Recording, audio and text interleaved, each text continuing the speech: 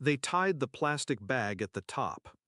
The knot pressed against my cheek, sealing in the stench of rotting food. It was my birthday. Through the thin plastic, I could hear them. My father's voice, low and sharp. She looks better next to garbage. My mother, cold and detached. She's never been human, just noise in a body.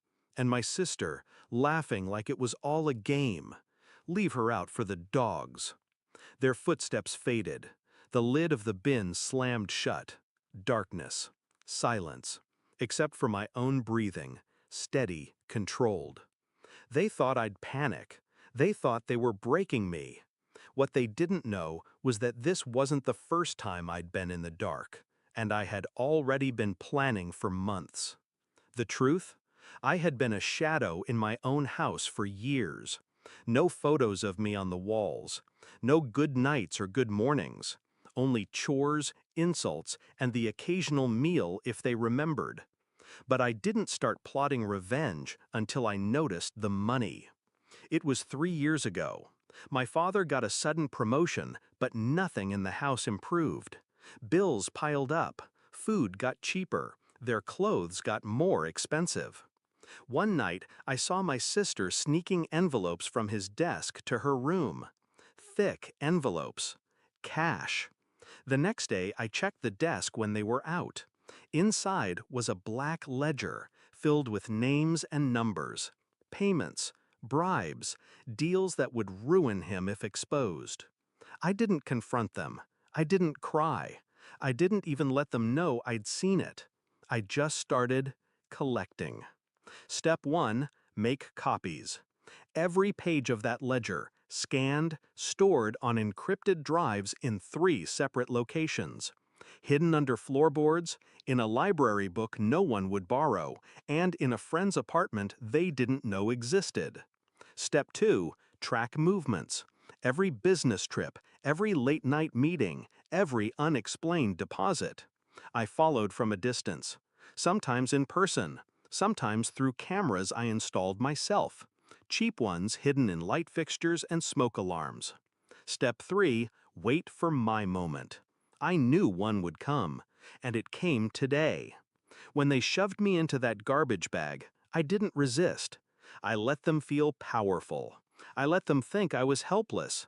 They went back inside, probably laughing over cake. I tore a small hole in the plastic, slipped out, and walked to the alley. I had hidden a change of clothes behind the dumpster weeks ago. Black jeans, hoodie, gloves.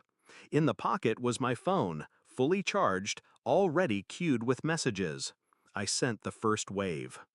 Every scan, every recording, every transaction detail, sent to an investigative journalist who had been hungry for dirt on my father.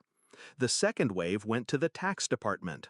The third to every client in his network.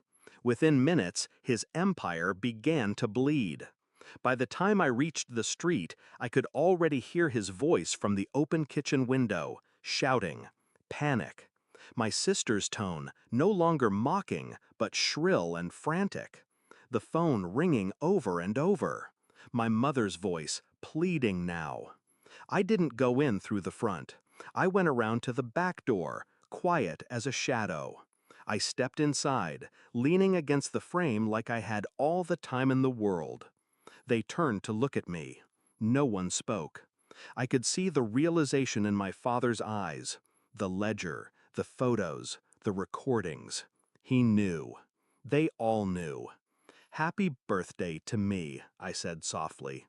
My sister took a step toward me. What did you do? She hissed. I smiled, slow, deliberate. I just took out the trash. The sirens came fast. Not for me. Never for me. For him. For her. For them. The officers didn't even look my way as they cuffed my father, read my mother her rights, pulled my sister toward the door. Fraud, money laundering, embezzlement, conspiracy. The list was long. I watched from the kitchen table, sipping tea I made in their pot, the same one I'd been forbidden to touch my whole life. When the house was finally quiet, I stood in the center of the living room. The walls looked bare now, the pictures of their perfect faces taken down by the police as evidence.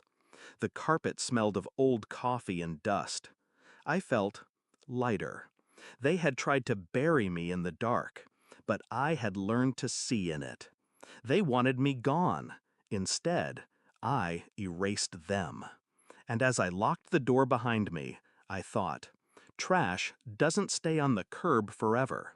Sometimes it gets collected.